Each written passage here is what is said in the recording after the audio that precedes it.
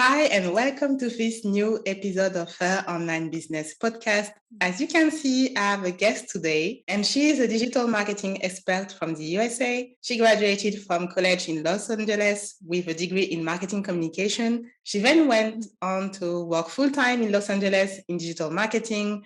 After that, she transitioned into freelance work and have been doing that ever since. She has lived in Bali, Thailand, Argentina, and she's now in Lisbon, Portugal. So she's a true digital nomad. Her name is Kaitlin Wichmann. Hi, Kaitlin. Hi. How are you doing? I'm good, and you? I'm good. Yeah, I'm good. So you're officially the first guest that I have on the video podcast because last year I was only doing the audio format. So yes, thank you for being here today. We have so much to talk about, and you will tell us in a minute what is your expertise and who you are, but basically it will actually help a lot of people who are interested in paid ads for businesses. So can you tell us who you are, a bit about what you do, and maybe your background as well, your career? Yeah, definitely. So as you said, my name is Kaitlin. I usually work with either small or medium-sized businesses, and I've worked in all different niches, but I really help businesses grow their online presence, whether that's through advertising like Google ads, Facebook ads, or LinkedIn ads, also through like SEO, search engine optimization, and through social media. And then if you want to learn more about me, you can see my website, KaitlinWichmann.com. But as you said, I now live in Lisbon, Portugal, and I absolutely love it here. And I would encourage anyone that has the opportunity to work online and to travel to definitely spend at least a couple weeks here, if not a month here, working online. I feel like it's really changed my life being able to travel and work online. And I hope that everyone gets the opportunity to do that. So yes, I think your background is very interesting and kind of dreamy for people who aspire to be digital nomads. So was there a moment you decided, okay, I want to leave the US, I want to experiment something else? Was it before you started freelancing or after? Like, what was your process into, becoming a digital nomad? That's a really good question. I think growing up, I always kind of had it in the back of my mind, like especially at university. I went into marketing because it would give me the opportunity to potentially live where I wanted to. I've always been really interested in like event planning and events, but I've been more passionate about traveling. So I knew I could get a job in events, but I would be more tied into like living in Los Angeles. So that's kind of why I went the route of working in digital marketing. And that's why I studied marketing in college. I always wanted to keep the door open to have a remote job, but it is hard getting a remote job, like just if you don't have any experience. So I would recommend, getting some experience working full time and really learning as much as you can, or at least doing like some type of like online courses to get experience. And then after that, as long as you can prove that you have the skills to do it and you're very like self-motivated, it's not hard to get a remote job, at least in my experience. All right. Thanks for the insight. Since they are also, I know personally a lot of Americans who are interested in moving abroad, especially to Portugal. And so you went through the overwhelming process of getting a visa. So can you tell us more about your experience getting a visa to move to Portugal? How was it like for you? Definitely. So I would say it's not an easy process. It is obtainable, obviously, and it's definitely worth it. So I applied for my D7 visa back in the US, and it took me probably about a month to a month and a half to get everything ready to submit. And then I was able to mail in my application to Washington, D.C., which they then forward on to Portugal. And then I got approved, I think it was like in 2 or 3 weeks, but sometimes it can take up to 2 months to get approved. And something that really helped me in the process was a Facebook group called Americans and Friends PT for Portugal. And they have a file in there that lays out like all the steps that you need to take to get the visa. And some of the most important ones are like you need to open a Portuguese bank account and fund it with around 8,000 euros, which is hard, when you're in the US, but I was able to do that through, there's a website called border.io that helped me. You just have to pay a small fee and they're able to help you open the bank account. And then you can also get your NIF online, which is like your tax number. So there's nifonline.pt that you can use to get that. And then you can also use border.io to get that as well. Again, you pay a small fee, but it's worth it. There's really no other way to get it without actually traveling to Portugal, which obviously you can do that too. That just wasn't an option for me since I was applying during the pandemic. And then the third thing you really need is a long-term lease. So when I applied, it was 6 months, but I do believe it's a year now. But I just use flatio.com, and then it's kind of like Airbnb. You just book a long-term lease, and if you need to cancel, you can cancel. And that's what I did for my lease. So yeah, and there's some other like paperwork. You do have to go in and get like fingerprinted. So it's just like a lot of different steps. Being able to get my residency here for 2 years, and then I'm able to renew it for 3 years and then get my citizenship. Like, it's kind of priceless. So it is like some time and some money, but it's 100% worth it and very attainable if you know that's what you want to do. And I mean, I don't know for sure if I'll be in Portugal forever, but for now it's a really good fit for me. And yeah, I really like it. And I would encourage other people to go through the process if that's something you're interested in. Other than that, you're limited, like you said, to 90 days out of 180 days in Portugal. But you can always test it out and see if you like it, and then go back to the US and apply for your visa, or go back to wherever your home country is and apply. Yes, definitely. All right. Thanks for sharing. Yeah, I feel like it's important to test things out. And usually it's when you travel somewhere, you maybe like you fall in love with a place, and then you're like, okay, I want this country, this city to become my new home.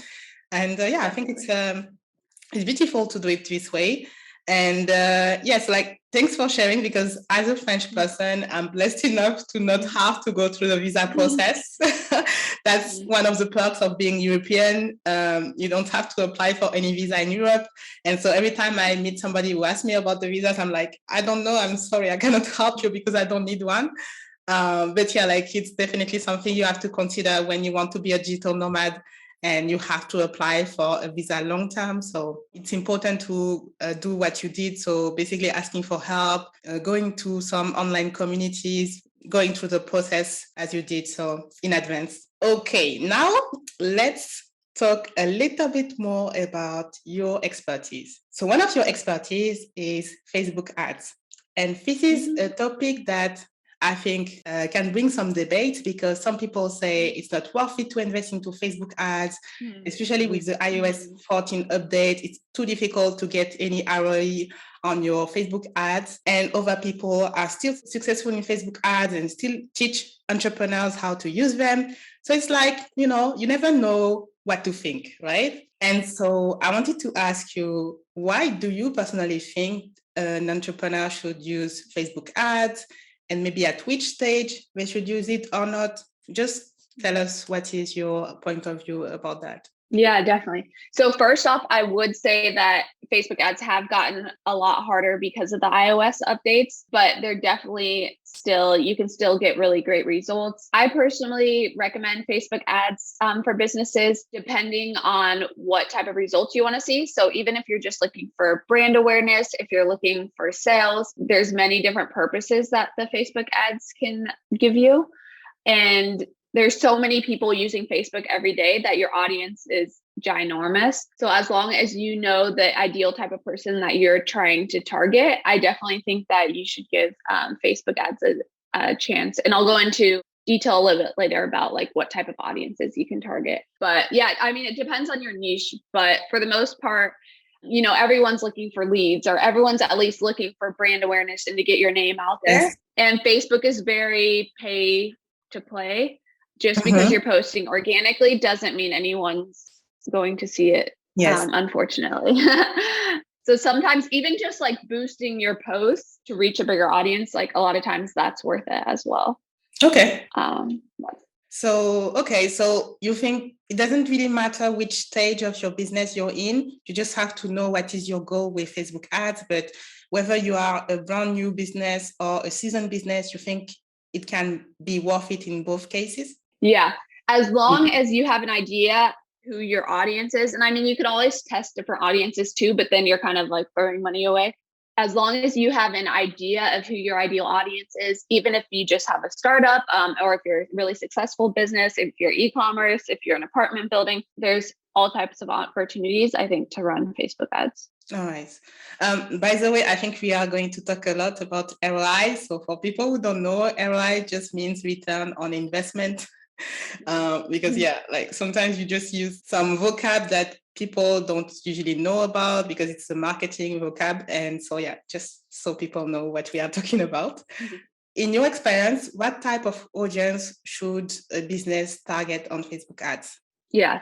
So I definitely recommend targeting different audiences. I always do like a prospective audience, maybe targeting like different interests that your ideal audience might have. So that will be a more like broad audience. And then I also recommend doing a retargeting audience as well. That kind of depends on what data you already have, but maybe just like retargeting people that have already been on your website. You can retarget people who have purchased before, or maybe have added to cart but didn't purchase. That usually works really well also, just to kind of give them that final push to buy like your product or to sign up for your email list. And then you can also create lookalike audience as well. So that works really well if you have like a list of purchasers or leads from before. And then Facebook will show your ads to people that look really similar to those people. So that type of audience works really well too. All right. And so another question that I have for you, which is actually something I wondered when I tried Facebook ads for the first time, is how long do you think you should test your ads before you tweak them? You have a learning process on any type of ads that you are trying to implement. So do you have an idea of how long you should test it before you change anything? That's a really good question. So I think it varies depending on what your budget is. So Facebook will tell you like when you're in the learning phase. So I at least wait till I get out of the learning phase. And then if I've just started running the ads, I would wait a little bit after that too, like maybe a week or two, but definitely wait till you get out of the learning phase. So that just tells you that Facebook has gone through like the algorithm and that your ads have like stabilized and found the audience that you're targeting. So I always recommend to at least get out of the learning phase and then let them run a little bit after the learning phase. And the learning phase just depends like on your budget and how big your audience is, but it usually lasts anywhere from a couple days to a couple weeks. Sometimes if your budget's really small, it's hard to get out of the learning phase. So that's something you run into. But my answer is once you get out of the learning phase, then you can start testing different ad sets. And I always recommend like creating a new ad set to test it against the ad set. It's really easy just to go in and like tweak the original ad set, but it's better for testing if you duplicate it and create a new ad set. Okay, yes, definitely, for sure. All right, thanks for this. And so can you give us 3 tips to get better Facebook ads performances for people who are maybe trying to get into Facebook ads by themselves? Definitely. So my first recommendation that I always have is to set up conversion tracking. Like I keep saying, Facebook is just an algorithm. So you need to show Facebook what you consider a conversion. So whether that's like a purchase, whether that's an add to cart, whether that's a lead, a lot of people don't put the time into setting up the conversion tracking, and then they just run their ads to a specific audience, which I mean works, but you need to tell Facebook what to optimize your ads for, because Facebook will do all of that in the background for you. So if you want to see purchases, but you're not telling Facebook what a purchase is, it sounds really simple, but if you're not telling Facebook what a purchase is, Facebook won't know what a purchase is. So it's setting up the tracking to tell Facebook what you want, and then Facebook will do its work in showing to people in your audience that are more likely to purchase or more likely to be a lead, something like that. That's definitely my number one tip, and something that I see a lot of businesses not taking the time to do, because sometimes it can be tedious setting up that tracking. Yes. My second tip, which a lot of people don't know also, is that Facebook has an ads library where you can look at, and I love it, where you can look at any of your competitors or any business really, and see what ads they're running right now. It's great just for ideas or for competitive research. And yeah, it's super like transparent, and it's great to see the different ads types that people are running. So I love using that. And then my third tip is just to make sure that you're testing all of your creative across, like we said before, different audiences. I see a lot of people just create the ads and then they're like, oh, well, this is my ideal audience, I'll just show it to them. But like I said, you need to show it to different audiences, whether that's retargeting, lookalike, or your prospective audiences as well.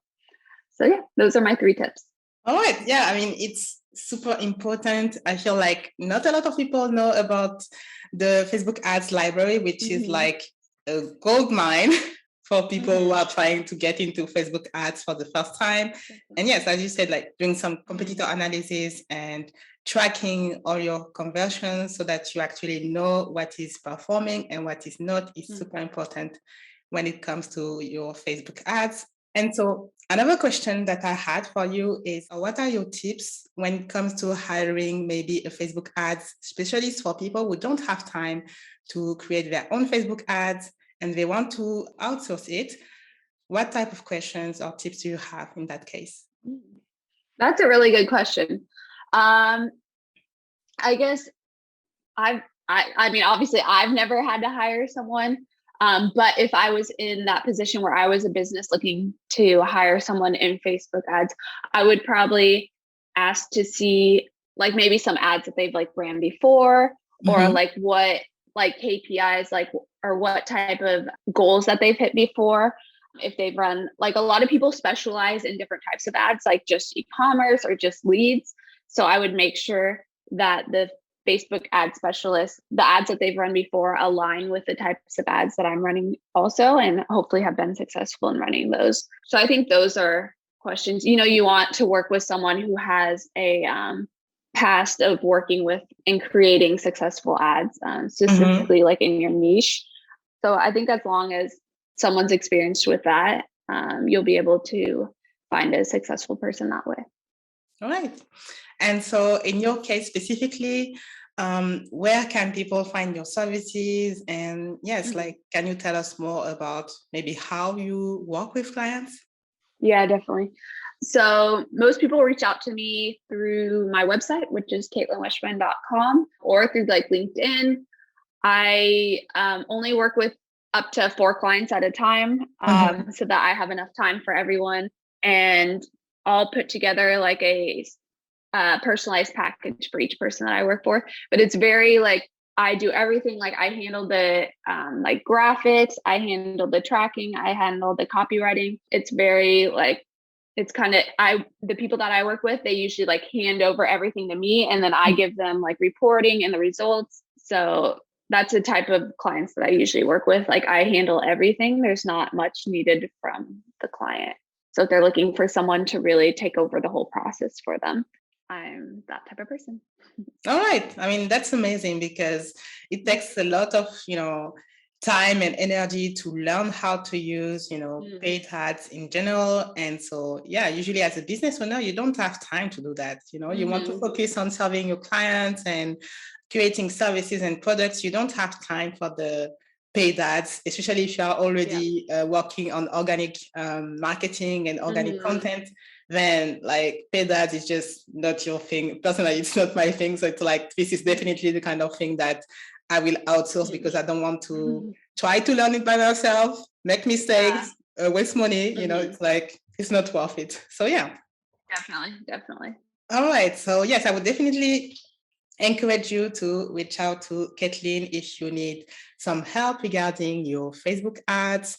You can reach her on her website, so KaitlinWichmann.com, or also on her Instagram, which is also at Kaitlin Wichmann.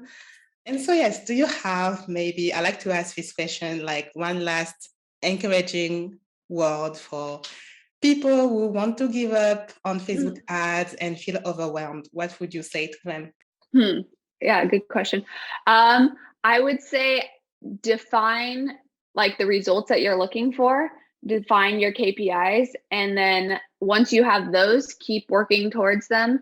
Make sure you have a good strategy, but then at the same time, you do have to, decide like, oh, well, maybe these aren't working for me, because Facebook ads don't work for everyone.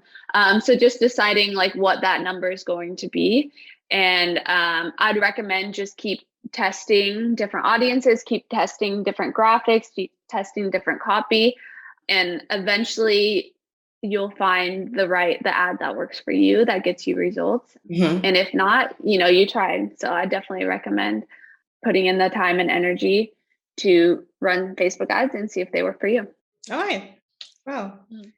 Thanks a lot, Kaitlin, for being here today with me and sharing your experience being a digital nomad and your expertise as a Facebook ads specialist. And so I hope you enjoyed this episode. If you want me to do more interviews from expert digital nomads, make sure to give me a thumbs up and comment below to let me know.